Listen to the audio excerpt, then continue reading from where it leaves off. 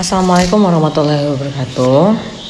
Pembahasan kali ini aku lagi pengen ngebahas bareng teman-teman semua tentang perihal kebiasaan orang-orang sekitar kita atau netizen yang berkomentar atau berkata atau berstatement bahwa ibadah itu masing-masing. Ibadah itu gak perlu diposting. Ibadah itu hanya antara kita dan Allah Subhanahu Wa Taala, dan gak perlu kita ceritain atau kita gembar-gemborin. Oke, aku mau menyikapi perihal itu ya teman-teman ya. Ini pembahasan yang akan sangat menarik antara aku dan teman-teman semua di rumah. Aku udah gatel banget pengen bikin video ini dari dulu. Cuma lagi nunggu-nunggu waktunya yang tepat gimana. Jadi intinya ya teman-teman ya, kalau menurut aku pribadi ya, statement kayak gitu salah. Itu akan cocok buat orang-orang yang misalkan pergi umroh, dia tidak fokus terhadap ibadahnya, dia malah sibuk bikin konten di umrohnya itu yang cocok. Jadi segala sesuatunya itu terfokus atau terpaku dengan postingan. Dia lebih ngotot untuk memposting atau membuat konten dibandingkan dengan jalannya ibadah selama umroh. Itu ya, statement yang tadi cocok untuk orang-orang seperti itu. Yang kedua, cocok untuk orang-orang yang sholat tahajud, tiba-tiba dia foto nih, dia lagi di sejadahnya atau dia apa, atau dia sengaja nih pakai kamera standing untuk ngerekam proses dia tahajud atau segala macam. Itu menurut aku ya. Terus dia posting, alhamdulillah malam ini berhasil tahajud. Tapi balik lagi nih, niatan orang kan kita nggak ada yang tahu ya. Jangan-jangan dia membuat konten kayak gitu untuk memotivasi orang-orang. Nah nih, untuk memotivasi orang-orang, beda antara memamerkan atau memotivasi.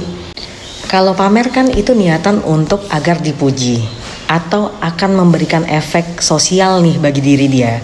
Misalnya dia bisa naik jabatan karena dinilai orang-orang sekitarnya, wah dia rajin sholat nih. Atau dia bisa kepilih jadi, misalnya dia lagi ikut pencalonan atau apa. Itu beda-beda tujuan orang. Tapi kalau memotivasi, itu gak banyak loh orang yang kepikiran untuk mau memotivasi orang lain untuk hal kebaikan. Ini menurut aku ya. Kalau ada seseorang yang niat nih dengan tulus, yang dia gak berharap untuk mendapatkan apapun, tapi dia mau nih memotivasi orang-orang. Dia ngasih tahu nih, dulu aku juga susah, dulu aku juga terlibat hutang, aku juga punya hajat yang gak terkabul, tapi sejak aku mengamalkan jalur langit yang ini, aku berhasil.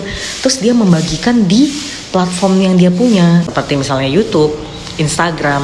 Dia dengan secara niat dan tulus, tidak mengharapkan pamrih, tidak mengharapkan apapun dari kalian semua, tapi dia membagikan kiat-kiat jalur langit untuk orang-orang yang mungkin bisa ketemu dengan video dia, yang mungkin saat itu orang itu udah putus asa, bahkan ada yang mau bunuh diri, tapi jadi gak jadi bunuh diri gara-gara ngeliat video postingan dia.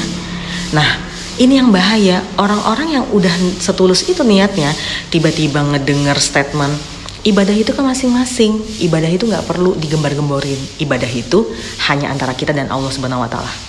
Dia jadi ciut, dan yang tadinya niatnya udah besar, udah bagus nih untuk memotivasi banyak orang untuk ke jalan yang baik, tiba-tiba mangkir. Dia jadi istilahnya enggan gitu, mundur lah istilahnya. Nggak jadi deh, aku nggak mau lagi deh, ntar aku dibilang pamer, ntar aku dibilang pamer ibadah, soalim. Padahal jelas-jelas waktu itu Ustadz Adi Hidayat pernah berkata di dalam ceramahnya beliau bahwa para pemuda-pemudi kita ini alangkah baiknya mempergunakan platform yang mereka punya untuk menebarkan atau menginfluence umat semua yang muda-muda juga untuk bisa mengerjakan segalanya yang berhubungan dengan dunia ini memakai metode jalur langit. Ustadz Adi Hidayat aja menyokong gitu loh. Gak ada bilang kalian tuh kalau misalnya ibadah jangan pamer, jangan diposting, gak ada. Malah kita disarankan yang muda-mudi ini memakailah platform seperti YouTube, Instagram untuk menebarkan kebaikan. Kalau bisa banyak narikin orang-orang untuk yang punya masalah, ayo semangat nih, kalian bisa menyelesaikan masalah kalian dengan jalur langit atau jalur Allah. Sekarang gini deh pikirin, kenapa giliran untuk hal-hal dunia kayak fashion, kayak skincare, makeup itu boleh punya selebgram atau influencer. Tapi kenapa Islam nggak boleh? Kenapa Islam jika Islam memiliki influencer, belum apa-apa udah dibilangin kalau ibadah mah kita sama Allah aja, gak perlulah diposting-posting atau ditebar-tebarin. Untuk apa sih pamer ya? Kenapa giliran ada selebgram atau influencer yang selalu memotivasi orang-orang untuk hijrah, itu dikatain kayak gitu? Kenapa kalau soal fashion atau make up atau skincare nggak dikatain gitu? Kenapa boleh? Hal-hal yang berhubungan dengan dunia kenapa boleh? Kita kan juga bisa bilang kan, hey mbak influencer, fashion kan tiap orang beda-beda. Bahkan fashion yang kamu posting ini juga tidak sesuai syariat. Atau makeup dan skincare juga belum tentu cocok di tiap orang, ya kan? Setiap orang kan punya kulit yang berbeda-beda. Istilahnya kalau kita mau ngomong statement yang menjatuhkan mental para selebgram yang berhubungan dengan fashion dan skincare juga bisa kan. Tapi kenapa aku perhatiin kalau menyangkut tentang Islam gitu, pendapat netizen tuh selalu kayak gitu. Kenapa? Nah, ini yang paling parah nih. Kenapa sih ibadahnya kayaknya ditujukan untuk dunia? Nah, ini udah pernah ada di ceramah Ustadz ya. Aku lupa antara Ustadz Somad apa Ustadz Khalid ya. Terkadang hajat dunia itu membuat kita apalagi anak-anak muda kayak kita ya, itu jadi semangat loh untuk rajin ngejar jalur langit. Jadi gak apa-apa kalau misalnya awal-awal kita ibadah sama Allah untuk ngejar hajat kita untuk dunia, gak masalah. Allah itu senang sama umatnya yang memakai Allah untuk pencapaian dunianya. Allah itu senang sama umatnya yang memakai Allah untuk menyelesaikan permasalahan dunianya. Justru itu kan tujuan Allah memberikan cobaan kepada umatnya. Si umatku ini ingat gak sama aku? Itu loh. Yang paling parah itu adalah orang yang duniawi, memakai jalur pintas yang gak dibolehkan oleh Allah demi selesai nih permasalahannya cepat. Kayak maaf nih, kayak persugihan supaya cepat kaya. Nah yang kayak gitu salah. Tapi kalau Allah ngasih ujian nih, orang ini susah, terus dia sabar menjalani kesusahan hidupnya, dan dia rutin nih rajin menyerahkan segala permasalahannya ke Allah, lah Allah justru senang sama orang-orang kayak gitu. Jadi gak ada istilah kok hajatnya untuk dunia. Jadi intinya kalau menurut aku pribadi, aku sangat seneng sama para influencer Islam, kayak Mbak Meliza Arnelia, kayak Mbak DN Resutari, kayak Mbak Officiam. Selama mereka ajarkan itu gak menyimpang, yang mereka ajarkan itu baik semua kok. Yang aku udah jalanin ternyata emang baik, untuk rezeki, untuk segala hal, untuk kenaikan jabatan suami, kenaikan gaji suami, semuanya bagus. Terus yang salah apa? Toh mereka juga gak pernah posting mereka lagi sholat atau apa. Mereka cuman mensyiarkan, mereka mengajarkan, mereka memberikan tips-tips yang udah mereka jalanin dan berhasil.